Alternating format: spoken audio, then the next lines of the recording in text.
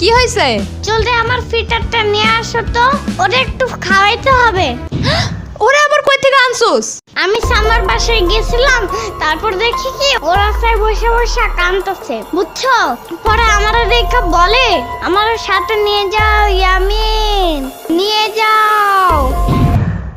চাপাবাজির একটা লিমিট আছে ইয়ামিন। ওরা যেখান থেকে আনছো ওইখানে রেখে আসো। ওরা এখন পালবে কে?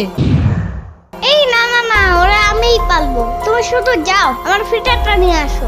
এই পালবো মানে কি আবার? তোরা এখন কে পালে? এখনো বাথরুমে হাগু দিয়া চিল্লাচিল্লি করো যে আম্মু সুচা দিয়া যাও, সুচা দিয়া যাও। তো ও হাগু করলে সুচাবে কে?